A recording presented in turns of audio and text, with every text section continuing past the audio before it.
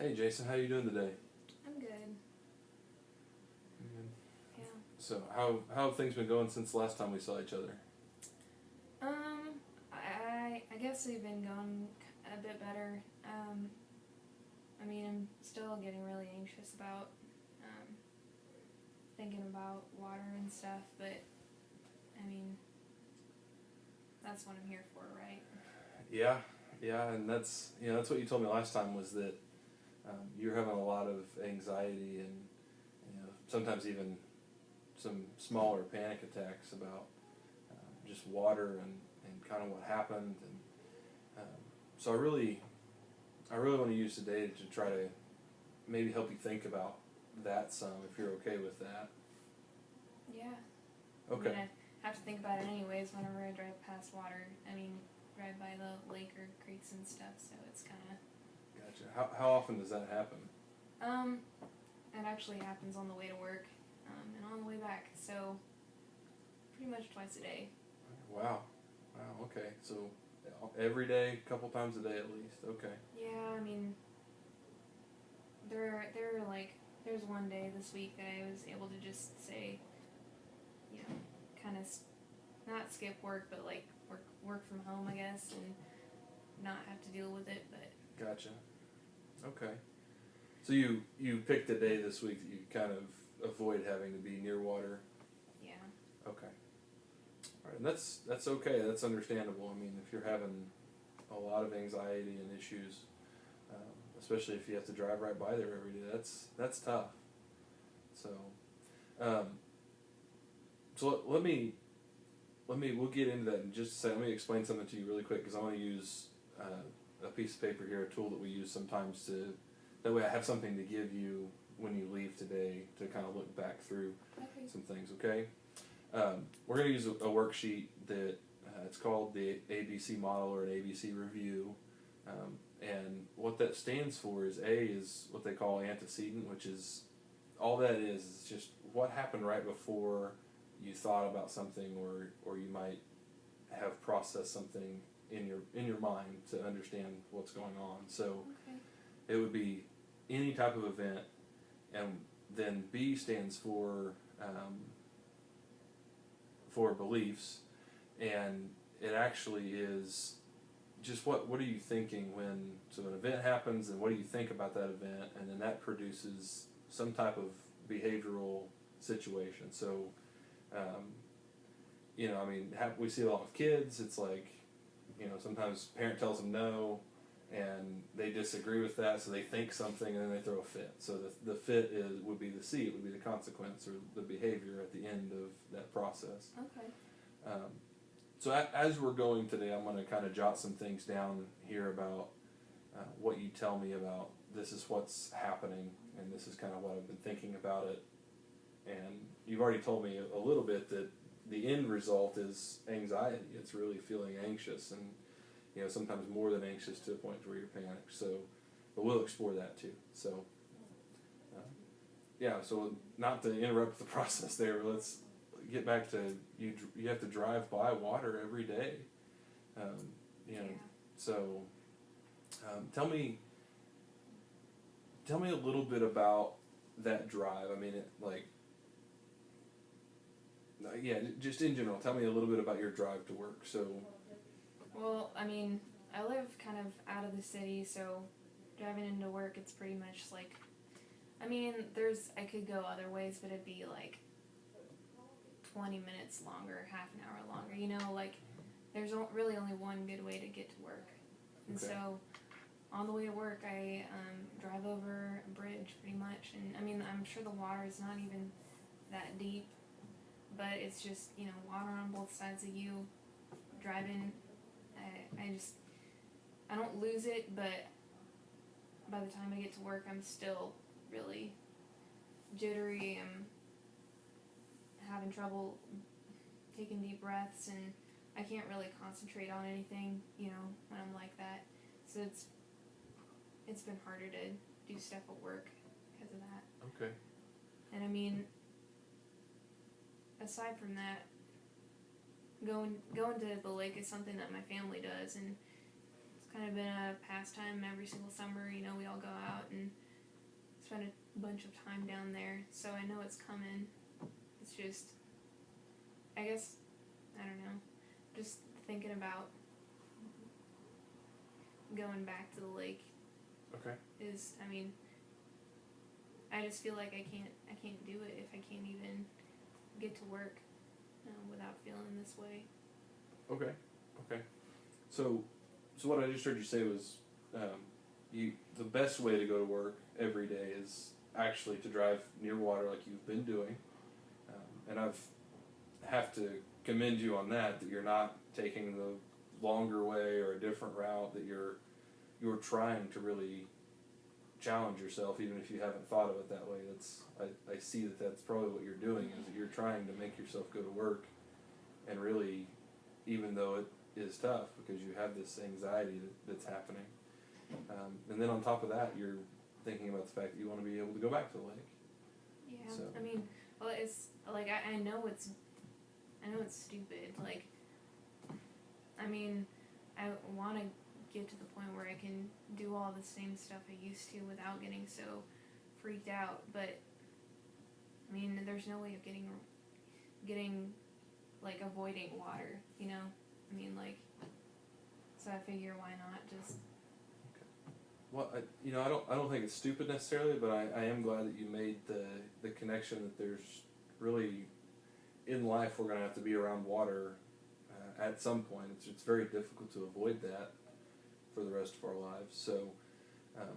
So with that, let's go back to, let's pick just one day this week that you drove to work. So you already told me that on that drive you have to cross a bridge. What body of water do you drive over when you cross that bridge? Is it a river? Is it a pond? Is it a creek? I'd say it's a big creek. I mean, Okay. it's nothing huge. It's just, it's always got water in it. It's the kind that never really runs dry. Okay. So. Okay. So how long would you say before you get to that bridge do you start thinking about that you're going to have to cross it? Well, I mean, I guess I know, I mean, in the back of my head, as I'm walking out the door, that's what's coming. Okay. So it kind of, I guess honestly, I try not to think about it until I'm on the bridge, but I can't help but, I don't know, like, I guess I can feel it and I know it's coming. So Okay. I guess I get anxious before I even get on the bridge. Okay. Are you anxious before you walk out the door? I don't think so, because I'm usually busy getting ready for work. Okay. I think it's once I step out the door and see my car, know I'm getting into it, and I know that's the direction I'm going. Okay, so you would really say that the process of becoming anxious in the morning, going to work, it begins really when you've stepped out your front door and you kind of make this visual contact with your car. You see your car there. So Yeah, does it start then? I think I guess it does start. It's just, it kind of builds. Like, I get that little pang of just like, I mean, my heart kind of races a little bit, and then it kind of dwindles, and then every time I think about it and try not to think about it on the way there, on the way to work, it just keeps, it's like it hasn't let go. It feels like my chest gets a little bit tighter and a little bit tighter until I'm on the bridge. And I mean, there's a little bit of relief when I get to the other side, but at the same time I'm still like full blown, like hands are already sweaty, I'm shaking a little bit, my chest feels really tight, and I can't really let go of that until I'm like, halfway through work, it seems like. Wow. Okay. So that feeling begins almost immediately at the beginning of your day, as soon as you leave your house. I mean, it sounds like, and it's lasting, a majority of your day. that's a challenge to deal with when you're trying to get your job done and take care of things you need to take care of. I would imagine that that's tough. Yeah, it is. And I mean, I felt really good the day that I didn't go into work, but then I felt, really guilty that I basically just didn't want to pass over a bridge or drive an extra half hour to get around it, So I know I can't do that, but. Yeah, well, like I said, I think it's great that you found the strength to do it even 4 days out of this week. I think that's fantastic that you're making that effort. You're really trying. I never thought about it that way. Okay.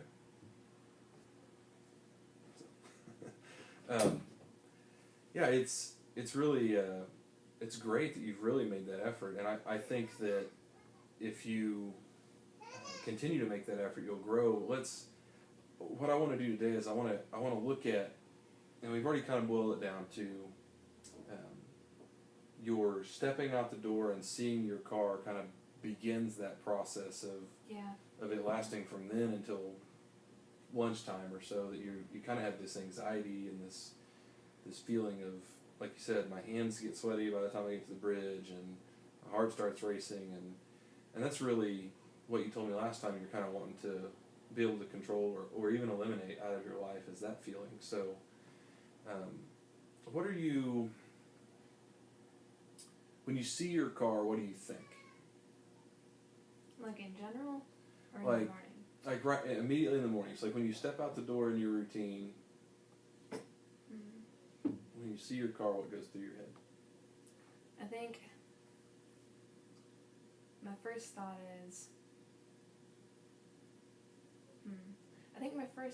is, honestly, like, do I have everything I need? And then right after that, is when I think, oh great, it's time, I gotta get on that bridge. I think it goes straight to that, because honestly, otherwise I wouldn't think about my, going to work at all. It'd just be getting in your car, kind of going on autopilot. But that kind of jumps out to me. Okay. That bridge. I don't know. And it's just like one thought, Okay. So what does that thought stay with you until you get to the bridge, or is it like you think it and then what happens? Yeah, what happens is I'll have that one thought, and then I'll try and distract myself and just, go back to, okay, do I have everything that I need for work? And I guess I try and forget it, but I don't, underneath it. Okay. Underneath those distractions, like, and then I get into my car, and I'm picturing my drive, and I see the bridge, and I don't really think anything, like any specific thoughts about it. I just see that route that's going to take me right over that bridge. Okay. So so you're thinking about it already, and then obviously at some point you drive over it to go to work. What do you think is going to happen when you get to the bridge? Well, honestly, I mean, I kind of just, I feel like what would happen if I lost control of the car, and I just get that kind of image of hitting the water. No, not seeing my car or anything, just hitting the water. And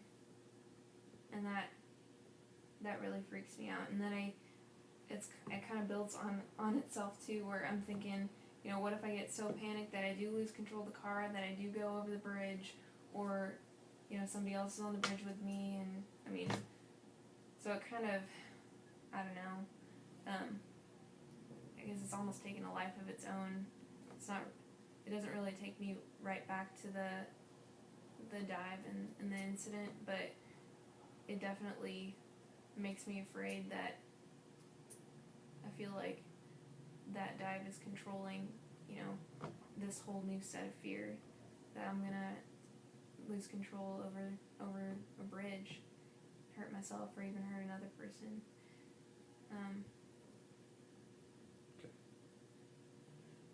So you said a couple of things there that I kind of want to draw a connection with, and then I'm going to ask you another question along with that. So you mentioned the image of hitting the water, and I would guess that's probably an image you might have too from the accident when you dive in. So when you put those two things together, what is your, like, you hitting the water or going into the water, what do you believe about that? Like, what's going to happen if you go into the water? I'm not gonna make it. Okay. I mean, I won't feel safe for sure, but I definitely feel like what didn't happen last time is gonna happen this time. I'm gonna die. Okay. And in that in a very normal response would create some anxiety, I think, for anybody. So that's definitely understandable. I want you to definitely realize that that's a normal thing. The human body, when it's pushed to that point, or when there's some situation that scares us, it has this process in its brain that it says, "Uh-oh, I've got to react to this," and it picks a way to react to that. And sometimes that reaction is, I'm nervous, I'm anxious, because your body has a natural response to fear. And so out of that natural response to fear, we do things, sometimes that are rational, sometimes that aren't. So, you know, like you said, sometimes I choose to go ahead and I can somehow work through in my brain to get across the bridge, go to work. Other days I choose to work from home. So, you know, which I think both choices are rational, but you don't want that to be a long-term thing from what you've told me. So, yeah. Okay. Well, so when this may be a little tough, but I'm going to ask you to do it anyway. So, if you're thinking, I'm not going to make, I hit the water, I'm not going to make it, I'm unsafe, I might die, or I'm going to die. What's your physical response? What's your immediate response in how you behave and what you feel? Well, I definitely grip the wheel a lot tighter. I feel like I can't trust myself, and that makes me really tense up. And like I said before, it makes me, my hands get super sweaty, then I grip the wheel tighter because I don't want to, you know, I mean, it's pretty bad, like, just, physically I feel like I need to be even more on guard to make sure I don't lose control of the car that I'm driving, that I do get to work safely. Okay. So how many times have you crossed that bridge to go to work since you started working where you're at? Probably like over 100. I mean, okay. Hundreds of times. Okay. Like, but even like before the accident. Okay. And since the accident, how many times have you crossed it? Like 8. Okay. So that's almost 2 weeks worth of work that you've. Yeah. So I mean, we're talking. Well, I gotta go. It's really just one week's because. Oh, because you gotta go there and back. Yeah. Okay. But like, what I did was, I mean, obviously afterwards, like, I took an extra vacation week and kind of tried to use some of my time to be able to stay home. So I guess I've kind of been avoiding going to work for a while, but this last week I did it about 4 days, so there and back. So you're having to go to work, you're having to cross this bridge. That's the process going. It's the same coming back? I mean, is it you walk out of your office, you see your vehicle, you have this thought of, do I have everything, and then it's, oh, I've got to cross that bridge again going home? Yeah, kinda. I think that on the way home, I mean, I'm happy to go home until I step out the door of my work and I see my car and I know, okay, gotta cross the bridge again, and it's kind of made me want to, you know, like stay in town, ask my wife if we can eat in town, if she can meet me out there or whatever. Because even though we're gonna have to take 2 different cars back and go separately, it still means that I can follow her over the bridge, or you know, like I can kind of put it off. But obviously those excuses mean that I'm gonna have to cross over the bridge at nighttime or later in the day. So it's really just as soon as I see my car and I picture that road, it is the same thing. Okay. Getting in the car. So it's basically the same. There may be a couple of added details, but the process that thinking through that to create, when you have that feeling of anxiety, it's created by the same basics of the process. Yeah. Okay. Well, so what I wrote down here is, you know, that process is really, remember I mentioned antecedent before, that beginning event. So that process is really that beginning event. We boiled that down to that point where it's when I make visual contact with my car, I start thinking about this. Oh, I've got to cross that bridge. And as we talked a little bit more, what you kind of told me over several statements was really your belief about crossing that bridge is that you're not, like, you're going to hit the water and you're not going to make it out of that situation. Is that right? Yeah. Okay. And then that produces all of these anxiety responses, and some of them in the vehicle, some of them lasting for several hours into your day, but definitely racing heart, sweaty hands, that immediate response, that physical response where you're in the car, you grip the steering wheel. So, you know, it's a kind of a 1, 2, 3 process. This makes it somewhat simple to look at, but I would ask the question here, because what this tells us is an event leads us to believe something, and that belief leads to some form of action or behavior.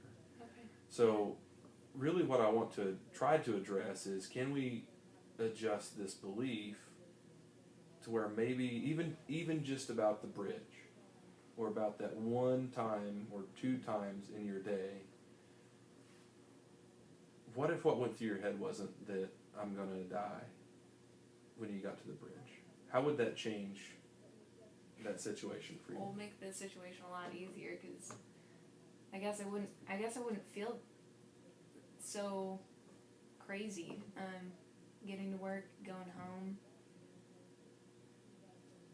Okay. So I guess it would change the way that I'd be feeling. So let me ask you this. So you've crossed that bridge well over 100 times in your life at this point without an incident. Mm-hmm. So what could you think other than, okay, I'm coming up to the bridge, I'm gonna die? What might you think?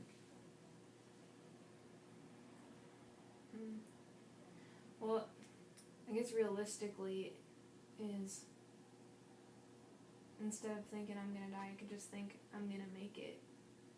Okay. Is that something you think you could tell yourself? Yeah, I think, yeah. Okay. And I don't want to make this seem easier than it might be, but I also want to make it seem harder, because if you're naturally having a response where your brain says, I'm going to die, sometimes it's hard to intervene in that. So what could we do to help you in that process to tell yourself, I'm going to make it?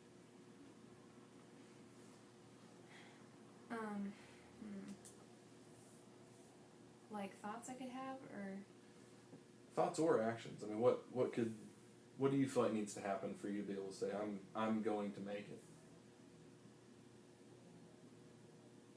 I mean, I guess I could post that somewhere in my car, like just have a little post-it note that says that. I mean, something that I could just kind of tuck away if people are in my car, but something like I could just, I don't know, pull out when I start feeling, I guess when I get in the car on the way to work and on the way back. Okay. Well, that sounds like a great idea. You know, just having a visual reminder, kind of like your car is a visual reminder of anxiety right now. Maybe you could have something that changes that visualization, that I'm going to make it today. I'm going to make it across the bridge to work. I'm going to make it across the bridge back home. So, what would you think about the idea of maybe even counting the number of times you cross that bridge and make it safe? Okay. Okay? So here's what I'm going to say. Write on a Post-it note. Find wherever's best in your car, or wherever you need to see it. Just take a pencil or a pen and keep a tally mark every time you make it over the bridge. So if you get to work and park your car, put a tally mark on it. When you get home and park your car, put a tally mark on the Post-it note. Can we do that? Yeah. Okay. Do you think that would help you actually get to work successfully and back home without having maybe as much anxiety? Yeah, I guess. I'm sure after a while I'd start feeling better, but knowing that I've crossed the bridge like 10 times or so, Yeah. without anything happening. And I guess it's one of those things where I know now, like, obviously I'm more than likely gonna make it across the bridge. It's just, I guess I need some reminder on the way over there, over to my work and back. Yeah. So that's just, that I am gonna make it, I have crossed bridge 100 times or so. Yeah. In the past, so. Absolutely. And you've done it 8 times in the last week. So, you're able to do that as part of what I want you to see when you leave today too, is that I'm able to do this piece of it. Maybe not everything that's bothering me, but this small piece you have control over. Okay. Okay? So I think we'll start there. Let you go ahead and try to do that over the next couple of days. At your next appointment, we'll get into a little bit more detail on maybe some coping skills too that you can add into that process. And as we move forward, we'll address the other things on your treatment plan. Okay. Okay? Sounds good. All right. Thanks for coming in today, Jason.